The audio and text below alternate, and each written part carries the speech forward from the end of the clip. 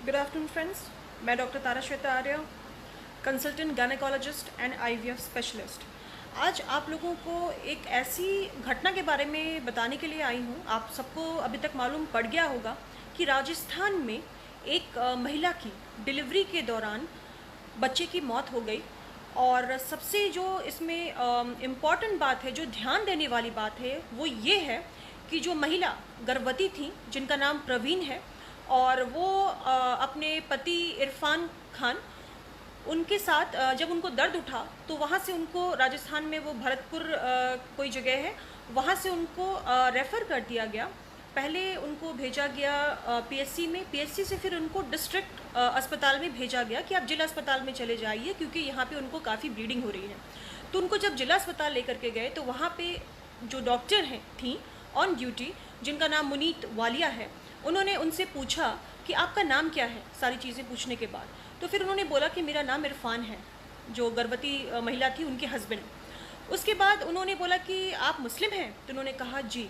तो बोला कि अब तो आपका इलाज यहाँ पर नहीं हो सकता है, और उन्होंने अपने जूनियर डॉक्टर जो ड्यूटी पे होंगे उनको ये बताया कि इनका रेफरल कार्ड बना दीजिए और इनको यहाँ से रेफ़र कर दीजिए। मतलब, और भरतपुर से निकलते निकलते ही वो बाहर नहीं निकल पाए होंगे, उनकी गाड़ी में ही डिलीवरी हो गई और बच्चे की मौत हो गई। ये इतनी शर्मनाक घटिया हरकत है, इतनी शर्मनाक। मैं सबसे पहले उन डॉक्टर से ये पूछना चाहती हूँ कि जिस वक्त आप ओथ लेते हैं अपनी डॉक्टरी कंप्लीट करने के बाद, when you take this oath, कि मैं बिना किसी रिलीजन और इसके कास्टिज़म या किसी भी तरह की इस पर बायस ना होके मैं सीधा अपना जो काम है वो पूर्ण रूप से, वो पूरे दिल से और पूरे मन से, हर एक मरीज़ मेरे लिए उतना ही इम्पॉर्टेंट होगा जितना कि कोई वीआईपी का मरीज़ हो, और ना ही इसका किसी रिलीजन से कोई मतलब होगा। तो आपने ये पेशेंट से पूछा कैसे कि ये मुस्लिम पेशेंट है कि हिंदू पेशेंट है? आज आप मुस्लिम और हिंदू देख के मरीज़ों का इलाज करेंगी? सबसे ज़्यादा मुझे इस मामले में मुझे मीडिया से कंप्लेन है। ये जो गोदी मीडिया जो है, वो जिस तरीके का, ये आज मैंने भी पहली बार ये लफ्ज़ इस्तेमाल किया है, गोदी मीडिया। मैं काफ़ी नाराज़ हूँ। ये जो मीडिया इस तरीके का जो दिखा रहे हैं पूरे हिंदुस्तान में, अब डॉक्टर्स भी इस तरह से फ़र्क करने अगर लग जाएंगे तो मरीज़ों का क्या होगा? ये क्या मतलब हुआ? वो औरत दर्द से करहा रही थी, वो लेबर पेन में थी और वो अबाउट टू डिलीवर कंडीशन में थी। ऐसे में आपने उसको रेफ़र कैसे कर दिया? एंड ये सिर्फ इसलिए क्योंकि वो मुस्लिम थी।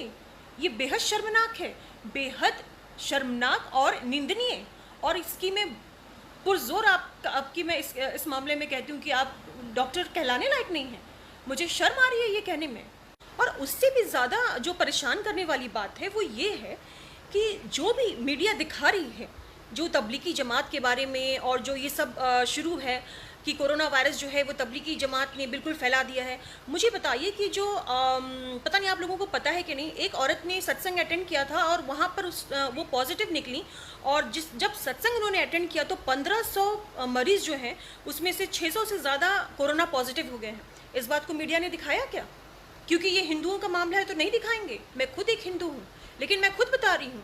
आप बार बार तबलीगी जमात के बारे में बोल रहे हैं। अरे भाई, क्या अमेरिका में तबलीगी जमात गई थी कोरोना स्प्रेड करने के लिए? क्या इटली में तबलीगी जमात गई थी कोरोना स्प्रेड करने के लिए? ये क्या तरीका है? अगर कुछ लोग गलत कर रहे हैं तो इसका आप सारा जो ठिकरा है वो सारे कौम पर नहीं फोड़ सकते, ठीक है? और एक बात बताती हूँ कि अभी रामनवमी अभी हाल में ही बीती है, लॉकडाउन था, लेकिन फिर भी रथ यात्रा निकाली गई महाराष्ट्र में। किसके कहने पर? गवर्नमेंट के नाक के नीचे। और क्यों? और आपको पता है उसके बाद महाराष्ट्र में कितने पॉजिटिव केसेस आ गए हैं? इन चीज़ों को मीडिया क्यों नहीं दिखा रही? इनको भी दिखाए। और तबलीगी जमात, यहाँ पर तो लोग कुछ सीखने के लिए जाते हैं, और वो इसलिए जाते हैं कि वो अपने अंदर क्या सुधार है वो कर सके, और ये सदियों से होता आ रहा है। इसमें आप उसको इस तरह से कैसे रिलेट कर सकते हैं? तब तो आप इतना हिंदू मुस्लिम अगर दिखाएंगे तब तो आज स्थिति मुझे लगता है ऐसी आ जाएगी कि लोग रास्ते पे उतर के एक दूसरे को मारना ही काटना बाकी रह जाएगा। बाकी तो और कुछ इस देश का अब होने वाला नहीं है। और जो लोग गरीबी से फांसी लगा के आत्महत्या कर रहे हैं, भूखे पेट सो रहे हैं, ऐसी भी तस्वीरें मैंने देखी हैं जिसमें कि बच्चा खाना ढूंढता ढूंढता वो जो खाने के बर्तन होते हैं ना, उसके अंदर घुस के उसकी मौत हो गई है। उसका आधा शरीर उस खाने के बर्तन के अंदर है, जैसे कि भूख की लालसा में उसकी मौत हुई। ये न्यूज़ आप क्यों नहीं दिखाते? मैं हर एक मीडिया से जानना चाहती हूँ। और एक महिला ने फांसी लगा के आत्महत्या कर ली, साथ में उसके 3 बच्चे मर गए क्योंकि उसके पास खाने कुछ उसने 3 दिन से खाया नहीं था। क्या ये आपकी जिम्मेदारी गवर्नमेंट की नहीं बनती, मीडिया की नहीं बनती कि उनको समय से खाना मिले, 2 रोटी गरीब के पेट में जाए? ये आपकी जिम्मेदारी नहीं है। आपकी जिम्मेदारी बस इतना दिखाना है कि कोरोना कैसे तबलीगी जमात ने फैलाया, और बाकी क्या पूरे अमेरिका में, पूरे इटली में, पूरी जर्मनी में और पूरे स्पेन में और चाइना में तबलीगी जमात गए थे कोरोना फैलाने के लिए। छोटी छोटी बातों का मुद्दा आप लोग ऐसे बनाते हैं कि जान के दुश्मन बना बैठेंगे। इन चीज़ों को दिखाइए ना। अगर इंसानियत अगर आपके अंदर बची है मीडिया के अंदर, तो मैं आप लोगों से रिक्वेस्ट करती हूँ कि सही चीज़ों को अभी भी दिखाएं, जिनके पीछे जो हमें अभी ज़रूरत है, डॉक्टर्स को जो किट चाहिए उनको दिखाइए, जो हमें हमारी जो स्कार्सिटी है, जो हमारी दिक्कत। मैं हमारे प्रधानमंत्री से एक चीज़ कहना चाहती हूँ कि सर आप आए, आकर के आपने सबको बताया कि दिया जलाना है और 9 बजे ये करना है, ठीक है, we are all agree to that. लेकिन मुझे ये बताइए कि